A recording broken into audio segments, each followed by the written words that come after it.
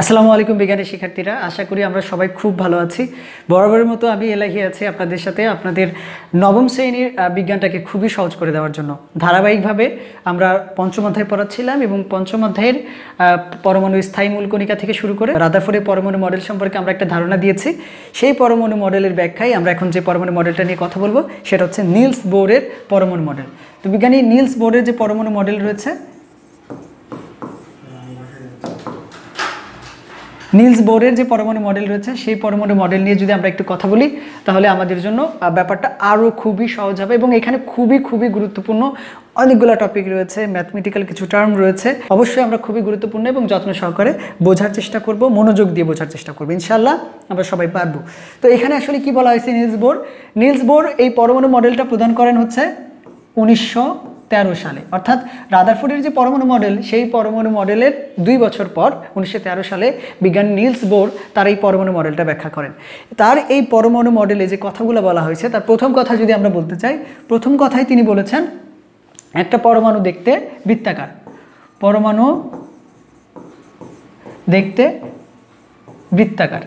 এবং এইটা কিন্তু বহুল একটা রাদারফোর্ডের পরমাণু মডেলের সময় একটা বহুল আলোচিত প্রশ্ন ছিল এইটা, যে পরমাণুতে কেন্দ্রে নিউক্লিয়াস থাকে, ইলেকট্রন চারপাশ দিয়ে ঘুরতে পারে, ঠিক আছে, ওকে বুঝলাম, ফাইন, এটা খুবই সুন্দর একটা গবেষণা ছিল বা আবিষ্কার ছিল, কিন্তু একটা পরমাণু আসলে দেখতে কেমন সেটা যদি আমরা কল্পনা না করতে পারি, সেই পরমাণুটা সম্পর্কে আমরা আইডিয়াটা অনেকটাই পিছিয়ে যায়। তো সেই জন্য আমাদের নিলস বোর 1913 সালে সর্বপ্রথম যে কথাটা বলে সেটা হচ্ছে একটা পরমাণু দেখতে বৃত্তাকার। এবং যেহেতু পরমাণু দেখতে বৃত্তাকার, এখন কিন্তু আমরা বুঝতে পারি যে বৃত্তাকার পরমাণুর কেন্দ্রে নিউক্লিয়াস এবং বাইরে ইলেকট্রন ঘুরতে থাকে। এখন কেন্দ্রে নিউক্লিয়াস এবং বাইরে যে ইলেকট্রন ঘুরতে থাকে, এই যে বৃত্তাকার যে পরমাণু, সেই বৃত্তাকার পরমাণুটাকে যদি আমরা এখানে দেখি, এটা আমরা ধরে নিলাম যে এটা একটা বৃত্তাকার পরমাণু। এই পরমাণুর কেন্দ্রে থাকে হচ্ছে নিউক্লিয়াস, কেন্দ্রে থাকে নিউক্লিয়াস এবং ইলেকট্রন ঘুরতে থাকে। এখন স্বাভাবিকভাবে আমরা চিন্তা করি, আমি যে রাস্তা দিয়ে হাঁটি, যদি আমি দেখা যাচ্ছে যে আমার রুমের মধ্যে আমি বেলকনি দিয়ে এই সাইড থেকে ওই সাইডে হাঁটলাম, তাহলে বেলকনির মধ্যে যে হাঁটার যে রাস্তাটা এটা হচ্ছে আমার পথ, মানে আমি হাঁটতেছি যে পথে সেটা হচ্ছে আমার পথ। সেমভাবে ইলেকট্রন যে পথে নিউক্লিয়াসকে কেন্দ্র করে ঘুরতে থাকবে, অর্থাৎ নিউক্লিয়াসকে কেন্দ্র করে ইলেকট্রন যে পথে ঘুরতে থাকে সেটা হচ্ছে ইলেকট্রনের পথ। এই ইলেকট্রনের এই পথকে আমরা বলে থাকি, কয়েকটা নাম বলি, সেটা হচ্ছে 1 নম্বরে বলে থাকি হচ্ছে কক্ষপথ বলে থাকি, নাম্বার 2 বলে থাকি হচ্ছে হয় অরবিট বলে থাকি, আমরা বলে থাকি হচ্ছে শক্তি স্তর বলে থাকি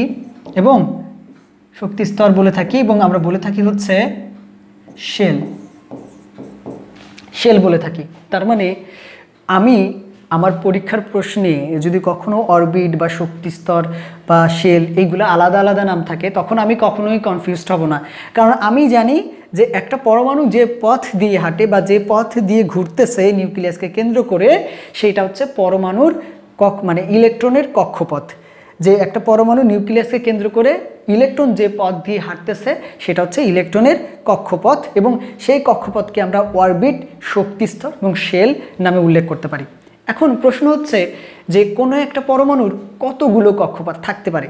আমাকে যদি প্রশ্ন করা হয় যে কোনো একটা পরমাণুর কতগুলো কক্ষপথ থাকতে পারে, অবশ্যই আমি বলবো যে কোনো একটা পরমাণুর অসংখ্য কক্ষপথ থাকতে পারে।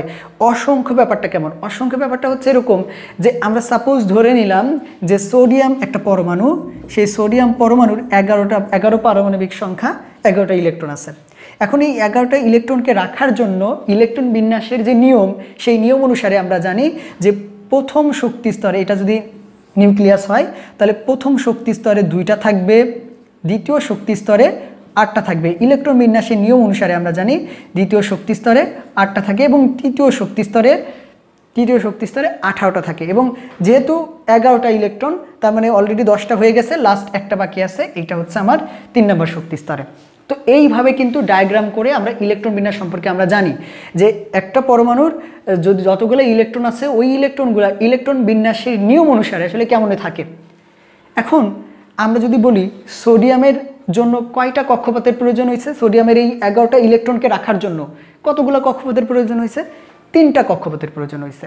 কারণ ইলেকট্রন বিন্যাসের নিয়ম অনুসারে সোডিয়ামের 11টা ইলেকট্রনকে রাখার জন্য 3টা কক্ষপথের বেশি প্রয়োজন নাই। যেহেতু প্রয়োজন নাই তার মানে আর দরকার নাই। তার মানে এই না যে ওই পরমাণুর আর কোনো কক্ষপথ নাই। অবশ্যই মনে রাখবো কোনো একটা পরমাণুর অসংখ্য কক্ষপথ, কিন্তু ওই পরমাণুর ইলেকট্রন ততগুলোর উপর নির্ভর করে হচ্ছে আমরা ওই পরমাণুতে কক্ষপথ চিন্তা করে থাকি। যেমন আমি যদি একটা সুন্দর একটা উদাহরণ দিতে পারি, যেমন হচ্ছে আমি একটা ফ্ল্যাটের মালিক, একটা বিল্ডিংয়ের মালিক। সেই ফ্ল্যাটের মধ্যে আমার বসবাসের জন্য শুধুমাত্র 4 নম্বর ফ্লোরটা আমার জন্য যথেষ্ট, অর্থাৎ 4 নম্বর ফ্লোর আমি বসবাস করতেছি, ওইটাই আমার জন্য যথেষ্ট। তাহলে বাকি ফ্লোরগুলো আমি ভাড়া দিয়ে দিছি। তাহলে বাকি ফ্লোর কি আমার না? অবশ্যই বাকি ফ্লোরগুলো আমার, কিন্তু আমার প্রয়োজন নাই তাই আমি ব্যবহার করছি না। যখন আমার প্রয়োজন হবে, যদি আমার প্রয়োজন হয়, তাহলে অবশ্যই আমি বাকি ফ্ল্যাটেরগুলোও ব্যবহার করব, আমার ফ্ল্যাট সহ বাকি ফ্ল্যাটগুলো আমি ব্যবহার করব। সেমভাবে একটা পরমাণুর যতগুলো ইলেকট্রন থাকবে, ওই ইলেকট্রনগুলো তাদের ইলেকট্রন বিন্যাসের নিয়ম অনুসারে স্বাভাবিকভাবে যেভাবে ইলেকট্রন বিন্যাসের নিয়ম অনুসারে থাকে, সেই অনুসারে ওই কক্ষপথগুলো নির্ভর করে। তাহলে আমাকে যদি প্রশ্ন করা হয় যে কোন একটা পরমাণুর কতগুলো কক্ষপথ আছে, অবশ্যই আমি সেটাকে বলবো অসংখ্য কক্ষপথ আছে। এখন এই কক্ষপথ বা অরবিট বা শক্তিস্তর বা শেল, এগুলো তো সেম জিনিস, তাই না? এখন মহান বিজ্ঞানী নিলস বোর তিনি এই যে নিউক্লিয়াসের কাছাকাছি যে একেবারে নিউক্লিয়াসের কাছাকাছি যে সর্বপ্রথম যে কক্ষপথটা আছে ইলেকট্রনের, নিউক্লিয়াসের কাছাকাছি যে সর্বপ্রথম যে কক্ষপথটা আছে সেটাকে বলা হচ্ছে প্রথম কক্ষপথ। প্রথম কক্ষপথ বা প্রথম অরবিট, ফার্স্ট অরবিট বা প্রথম শক্তিস্তর বা প্রথম শেল। আমরা যে কক্ষপথের কথা বলতেছি, অরবিটের কথা বলতেছি, এই কক্ষপথ বা অরবিটকে আমরা প্রকাশ করি হচ্ছে এন দিয়ে। তাহলে প্রথম কক্ষপথ হলে, যেহেতু কক্ষপথকে আমরা এন দিয়ে প্রকাশ করে থাকি, তাহলে প্রথম কক্ষপথ হলে এন এর মান হচ্ছে 1। প্রথম কক্ষপথ হলে এন এর মান 1।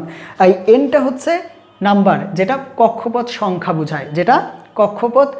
বোঝায়, আবার কিন্তু এখানে ভুল করে বলবো না যে এটা হচ্ছে নিউট্রন সংখ্যা, কারণ এনকে তো নিউট্রনকে কিন্তু এন দিয়ে প্রকাশ করা হয়, আমরা দেখে আসছি বৈশিষ্ট্যতে দেখে আসছি। তো অনেক সময় অনেক ক্ষেত্রে আমরা সায়েন্সের অনেক জায়গায় দেখবো একই প্রতীক অনেক জায়গায় ব্যবহার করা হচ্ছে। তো আমরা কখনোই কনফিউজড হবো না, আমরা আলাদাভাবে প্রত্যেকটা মনে রাখবো যে এটার জন্য এটা ব্যবহার করা হয়, এটার জন্য ওইটাও ব্যবহার করা হয়। তারপর যদি আমরা বলি যে এর পরের সেটাকে আমরা বলে থাকি হচ্ছে দ্বিতীয় কক্ষপথ। আর দ্বিতীয় কক্ষপথ হলে অবশ্যই এন এর মান 2।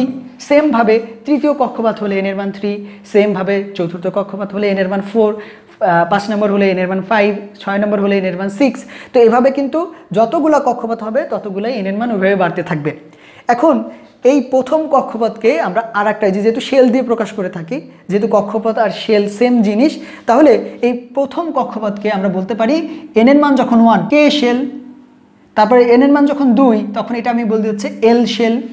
সেমভাবে এন এর মান যদি 3 হয়, এন এর মান তৃতীয় কক্ষপথ মানে এন এর মান 3 হলে, তাহলে সেটাকে আমরা বলতে পারবো এম শেল।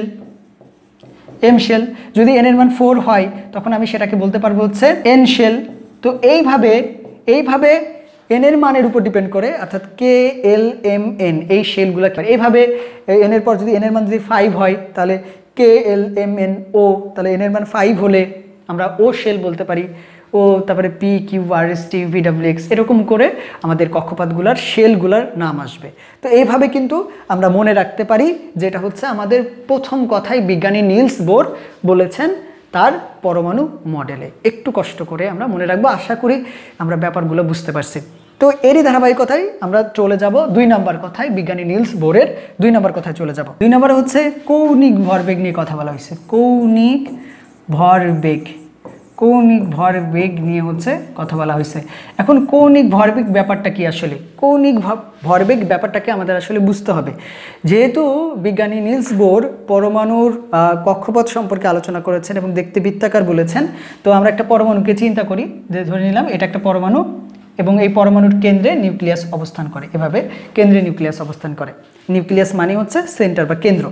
তো এখানে যেহেতু কেন্দ্র, এখানে পজিটিভ চার্জ, যেখানে প্রোটন এবং নিউট্রন আছে, যেটাকে আমরা নিউক্লিয়ন সংখ্যাও বলি, যেটা অলরেডি আমরা বলে আসছি, এবং বাইরে ইলেকট্রন ঘোরাফেরা করতে থাকে।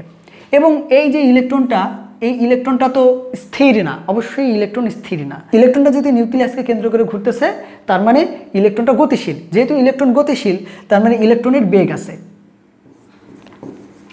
ইলেকট্রনের বেগ মানে ইলেকট্রন যখন নিউক্লিয়াসকে কেন্দ্র করে ঘুরতে থাকে তার মানে ওই ইলেকট্রনের মধ্যে বেগ থাকে, যেটাকে আমরা ইলেকট্রনের বেগকে আমরা ভি দিয়ে প্রকাশ করে থাকি, ভি দিয়ে প্রকাশ করে থাকি, যেটা হচ্ছে ভ্যালোসিটির ভি দিয়ে প্রকাশ করে থাকি আমরা। তো এরপরে যদি আমরা বলি এই ইলেকট্রন, যেহেতু এটা একটা ইলেকট্রন, অবশ্যই ইলেকট্রনের একটা ভর আছে এবং ইলেকট্রনের ভরকে আমরা প্রকাশ করি হচ্ছে ছোট হাতের এম দিয়ে। ইলেকট্রনের ভর, ইলেকট্রনের ভরকে আমরা ছোট হাতের এম দিয়ে প্রকাশ করে থাকি, স্মল লেটারের এম দিয়ে প্রকাশ করে থাকি। যেহেতু এই ইলেকট্রন গতিশীল তার মানে ইলেকট্রনের মধ্যে বেগ আছে যেটা ভি, এই ইলেকট্রনের ভর আছে সেটা হচ্ছে এম। অবশ্যই এই ইলেকট্রন নিউক্লিয়াসকে কেন্দ্র করে আকর্ষণ করতেছে, তার মানে এই কেন্দ্রের দিকে ওর একটা আকর্ষণ আছে, কেন্দ্রের দিকে ওর একটা আকর্ষণ আছে। এবং এই আকর্ষণের যে জায়গাটা, এটা যদি আমরা একটু চিন্তা করি, এইটা যদি একটা গোলক হয় তাহলে আকর্ষণের এই জায়গাটা পুরাটা যদি বলি, পুরাটা হচ্ছে ব্যাস, পুরাটা যদি বলতাম এখান থেকে পুরাটা যদি বলতাম তাহলে পুরাটা হচ্ছে এই গোলকের ব্যাস। যেহেতু অর্ধেক, যেহেতু নিউক্লিয়াস কেন্দ্রে অবস্থান করে আর এখান থেকে এটুকু অর্ধেক, তার মানে আমরা বলতে পারি এটুকু হচ্ছে ব্যাসার্ধ, এটুকু হচ্ছে ব্যাসার্ধ, ব্যাসার্ধ, যেটাকে আমরা কক্ষপথের ব্যাসার্ধ বলি, কক্ষপথের ব্যাসার্ধ। মানে কেন্দ্র থেকে এই পর্যন্ত হচ্ছে কক্ষপথের ব্যাসার্ধ। আর এই কক্ষপথের ব্যাসার্ধকে আমরা প্রকাশ করি হচ্ছে আর দিয়ে। ইলেকট্রন যখন নিউক্লিয়াসকে কেন্দ্র করে ঘুরতে থাকবে তখন ওই কেন্দ্রের দিকে ওই একটা ব্যাসার্ধ অনুপাতে নিউক্লিয়াসকে আকর্ষণ করতেছে। এইভাবে যদি আমরা চিন্তা করি তাহলে একটা ইলেকট্রন যখন এইখানে, ইলেকট্রন তো সব জায়গায় মানে ইলেকট্রন তো নিউক্লিয়াসকে কেন্দ্র করে ঘূর্ণনশীল, তার মানে ইলেকট্রন সব জায়গাতেই অবস্থান করতেছে। ইলেকট্রন যদি এইখানে অবস্থান করে তাহলে এখানে অবস্থান করলেও সেই কেন্দ্রের দিকে একটা আকর্ষণ অনুভব করতেছে, এখানে অবস্থান করলেও কেন্দ্রের দিকে, এখানে অবস্থান করলেও কেন্দ্রের দিকে, এখানে হলো কেন্দ্রের দিকে, এখানে হলো কেন্দ্রের দিকে, এখানে থাকলেও, মানে ইলেকট্রন ঘূর্ণনশীল মানে ওর প্রত্যেকটা জায়গায় ওর বিচরণ রয়েছে এবং প্রত্যেকটা জায়গায় থেকেই ও কেন্দ্রের দিকে কি করছে, আকর্ষিত হচ্ছে। আর যখন কেন্দ্রের দিকে যে কেন্দ্রকে আকর্ষণ করে যখন ও ঘুরতেছে তখন ও একটা কৌণিকভাবে কৌণিক অবস্থানে অবস্থান করতেছে। যেহেতু ইলেকট্রন ঘূর্ণনশীল এবং ওই ইলেকট্রনের ভর আছে এবং সে একটা ব্যাসার্ধ অনুপাতে কৌণিক অবস্থানে থেকে কেন্দ্রকে আকর্ষণ করতেছে, তাহলে এইখানে আমরা বলতে পারি যে কৌণিক ভরবেগ, যেহেতু এই আকর্ষণটা কৌণিকভাবে অবস্থানরত ইলেকট্রনের আকর্ষণ, সেজন্য আমরা বলতে পারি কৌণিক ভরবেগ। কারণ যখন ও কৌণিকভাবে কেন্দ্রের দিকে আকর্ষিত হচ্ছিল বা কেন্দ্রকে আকর্ষণ করে ঘুরতেছিল তখন ওর যে কৌণিক অবস্থান, পাশাপাশি ওই ইলেকট্রনের ভর ছিল, ওই ইলেকট্রনের বেগও ছিল, পাশাপাশি ও কিন্তু একটা ব্যাসার্ধ অনুপাতে আকর্ষণ করতেছে। তার মানে তিনটা অবস্থানে, মানে তিনটা মানে কিন্তু ও কেন্দ্রের দিকে আকর্ষিত হচ্ছে। একটা হচ্ছে ইলেকট্রনের ভর, একটা হচ্ছে ইলেকট্রনের বেগ, যেটা ও যখন ইলেকট্রন ছিল তখন ওই ইলেকট্রনের ভর ছিল, ওই ইলেকট্রন ঘূর্ণনশীল মানে ওই ইলেকট্রনের বেগ ছিল, আর ওই ইলেকট্রন কেন্দ্রের দিকে আকর্ষিত হচ্ছে একটা ব্যাসার্ধ অনুপাতে, তার মানে আরও আছে। সেই জন্য আমরা এই কৌণিক ভরবেগকে mvr দিয়ে প্রকাশ করতে পারি, mvr। তাহলে কৌণিক ভরবেগ mvr ইকুয়াল টু হচ্ছে nh/2 পাই, nh/2 পাই। এইটাই হচ্ছে আমাদের, এইটা হচ্ছে মূলত আমাদের সূত্রটা, কৌণিক ভরবেগ mvr। আমি এখানে একটু লিখে দিই, mvr equal to nh/2 pi, nh/2 এইটাই হচ্ছে আমাদের মূলত কৌণিক ভরবেগের সূত্র। এখন কৌণিক ভরবেগ বলতে আমি mvr কেন লিখলাম, কারণ ওই কৌণিক অবস্থানে যে ইলেকট্রনটা আছে ওই ইলেকট্রনের মধ্যে ভর আছে, ওই ইলেকট্রনের মধ্যে বেগ আছে এবং ওই ইলেকট্রন কিন্তু কেন্দ্রের দিকে একটা ব্যাসার্ধ অনুপাতে আকর্ষণ করতেছে। এই জন্য আমরা কৌণিক ভরবেগকে mvr বলতেছি, mvr, কৌণিক ভরবেগ mvr ইকুয়াল টু nh/2 পাই। এখন প্রশ্ন হচ্ছে যে এখানে আমরা যে কথাটা বললাম যে n, এখানে হয় nটা কি, এনটার কথা যদি আমরা বলি, এখানে এনটা হচ্ছে কক্ষপথ সংখ্যা, এনটা হচ্ছে কক্ষপথ সংখ্যা, এনটা হচ্ছে কক্ষপথ সংখ্যা। এবং আমরা যদি বলি এইচ, এইচটা কি, হোয়াট ইজ এইচ, এইচ হচ্ছে প্লাঙ্কের ধ্রুবক, প্লাঙ্কের ধ্রুবক। এবং প্লাঙ্কের ধ্রুবকের একটা কিন্তু ফিক্সড ভ্যালু, একটা ফিক্সড মান আছে এবং তার মান হচ্ছে 6.626 ইন্টু 10⁻⁻34 কেজিতে। এবং এটাকে যদি আমি গ্রামে করতে চাই, জাস্ট তিনটা সংখ্যা কমাই দিব, এর আগেও আমরা কিন্তু বলেছিলাম জাস্ট তিনটা সংখ্যা কমাই দিব, তাহলে হয়ে যাবে 6.626 ইন্টু 10⁻31 গ্রাম, 31 গ্রাম হয়ে যাবে। এটা হচ্ছে প্লাঙ্কের ধ্রুবকের মান, যেটাকে এইচ দিয়ে প্রকাশ করি এবং যার মান ফিক্স এবং যেটা আমাকে মুখস্থ মনে রাখতে হবে। কৌণিক ভরবেগের অঙ্ক করার সময় অবশ্যই আমাকে এই যে 10⁻34 এর যে কেজির মানটা আছে এই মানটা ব্যবহার করে আমরা কৌণিক ভরবেগের ম্যাথমেটিক্যাল পার্টগুলো করব। আর পায়ের মান তো আমরা জানি, পায়ের মান হচ্ছে 3.1416। 2 তো সূত্রের 2, এটার মুখস্থ করার প্রয়োজন নাই। এখানে এমটা কি, হোয়াট ইজ এম? এমটা হচ্ছে ইলেকট্রনের ভর,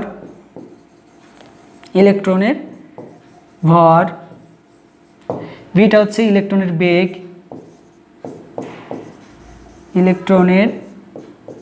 বেগ, এবং আরটা হচ্ছে কক্ষপথের ব্যাসার্ধ। তার মানে আমি যদি খেয়াল করি, আমি যদি কোনো পরমাণুর ইলেকট্রনের কৌণিক ভরবেগ বের করতে চাই, তাহলে কৌণিক ভরবেগ বের করতে হলে আমাকে কিন্তু এন এর মান, এইচ এর মান, পায়ের মান, এই মানগুলো জানলেই হয়ে যাচ্ছে। আমি যদি কৌণিক ভরবেগ বের করতে চাই তাহলে আমি এন এর মান, এইচ এর মান এবং পায়ের মান জানলেই হয়ে যাচ্ছে। আমার আর এই এম এর মান, ইলেকট্রনের ভর, ইলেকট্রনের বেগ এবং কক্ষপথের ব্যাসার্ধ জানার প্রয়োজন হচ্ছে না, কারণ এই তিনটা মিলেই হচ্ছে কৌণিক ভরবেগ। এটা জানার দরকার নেই, জাস্ট আমার খালি এইটুক জানলেই, এই মানগুলো জানলেই হয়ে যাচ্ছে। এবং যেটা আমরা অলরেডি জানি, এইচ এর মান আমাকে মুখস্থ, প্লাঙ্কের ধ্রুবকের মান আমাকে মুখস্থ করতে হবে, পায়ের মান আমার তো অলরেডি মুখস্থ আছে, সূত্রের 2 হচ্ছে সূত্রের 2, আর এন এর মান যেটা পরীক্ষার প্রশ্নে দেওয়া থাকবে, হয়তো একটু ঘুরাই থাকতে পারে, তবে দেওয়া থাকবে। তবে যেভাবেই হোক না কেন, আমাদের ভাইবা হোক, রিটেন যেভাবেই, যে প্রশ্নেই আসুক না কেন, আমরা ইনশাল্লাহ কৌণিক ভরবেগ বুঝতে পারছি, আমরা ব্যাখ্যাও করতে পারবো, এবং এইটা থেকে ম্যাথমেটিক্যাল পার্টও ইনশাল্লাহ অবশ্যই পারবো। তো এখান থেকে যদি কখনো এমনটা হয় যে ইলেকট্রনের ভর বের করতে বলছে, বাকি সব দেওয়া আছে বাট ইলেকট্রনের ভরটা বের করতে বলছে, তাহলে জাস্ট আমি সূত্রটা লিখবো যে mvr = NH/2 পাই, এটা লিখবো, এই সূত্রটা লিখবো। এখন যেহেতু এম বের করতে বলছে, তাহলে এমটাকে আমি রেখে দিব, তাহলে এম রেখে দিলাম, যেহেতু যেটার মান আমাকে বের করতে বলছে সেটার মান সবসময় আমরা রেখে দিই, তাহলে এটা রেখে দিলাম। তাহলে থাকলো হচ্ছে NH/2 পাই VR, অর্থাৎ এই VR গুণ সম্পর্কে ছিল, এবার আসলে ভাগ হয়ে গেল, তাহলে VR হচ্ছে নিচে চলে আসবে। সেমভাবে আমি যদি ভি বের করতে চাই তাহলে ভিটাকে রেখে দিব, এম এবং আরটাকে নিচে নিয়ে আসবো। যদি আর বের করতে চাই, আরটাকে রেখে দিব, এম এবং ভিটাকে নিচে নিয়ে আসবো। খুবই সহজ কৌণিক ভরবেগ ব্যাপারটা। এবং আমরা মনে করি যে আমরা বুঝতে পারছি যে কৌণিক ভরবেগ ব্যাপারটা আসলেই কি, যেটা আমাদের জন্য জানা খুবই গুরুত্বপূর্ণ। ইনশাআল্লাহ আমরা বুঝতে পারছি। আমরা এই টাইপের ছোট্ট একটা ম্যাথমেটিক্যাল পার্ট যদি আমরা করি, আমরা একটু মুছে দেই, সুন্দর করে জিনিসগুলোকে একটু নোট করে রাখবো। এম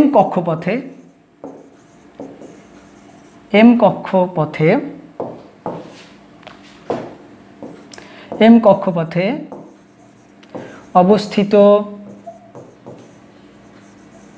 অবস্থিত ইলেকট্রনের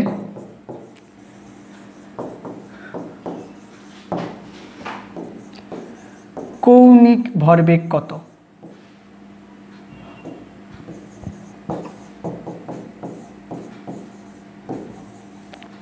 কৌণিক ভরবেগ কত, এটা যদি আমাকে বলে বের করতে, তো স্বাভাবিকভাবেই আমি জানি কৌণিক ভরবেগের সূত্র কি, mvr হচ্ছে NH/2 পাই। খুবই স্বাভাবিক অঙ্ক, খুবই স্বাভাবিক, যেখানে আমার mvr এর মান তো জানার কোনো প্রয়োজন হচ্ছে না, যেহেতু কৌণিক ভরবেগ বের করতে বলছে। তাহলে আমি জানতে হবে শুধু n এর মান, n হচ্ছে কক্ষপথ সংখ্যা। তাহলে আমার পরীক্ষার প্রশ্নে কোথাও কক্ষপথ সংখ্যার কথা বলা আছে? হ্যাঁ বলা আছে, কিন্তু একটু হিন্টস দিয়ে, একটু ঘুরাই বলা আছে। যেমন এখানে বলা হয়েছে m কক্ষপথ, আমরা কিন্তু m সম্পর্কে জানি কি, শেল আকারে জানি। যেমন ওই যে KLM শেল, আমরা ওই যে n এর মান যখন 1 ছিল আমরা বলছিলাম K শেল, n এর মান 2 ছিল তখন আমরা বলছিলাম L শেল, n এর মান যখন 3 ছিল তখন আমরা বলছিলাম M শেল। তাহলে এই যে M শেলের কথা, মানে এখানে শেল আকারে বলছে। আমরা একটু আগে আমরা কিন্তু আরও বলছিলাম যে কক্ষপথ, শেল, অরবিট, শক্তি স্তর একই কথা, বাট ভিন্ন ভিন্ন নাম দিয়ে প্রকাশ করা হচ্ছে। তাহলে M কক্ষপথ মানে হচ্ছে আমার n এর মান 3, n এর মান হচ্ছে 3। তাহলে n এর মান যখন আমি পেয়ে যাব, n এর মান 3 বসাবো, প্লাঙ্কের ধ্রুবকের মান বসাবো 6.626 × 10⁻34, এবং আমরা 2 এবং পায়ের মান বসাবো 3.1416, ক্যালকুলেট করলে পেয়ে যাব আমি আসল মান। এবং কৌণিক ভরবেগ, যেহেতু ভরবেগের একক হচ্ছে কেজি মিটার পার সেকেন্ড,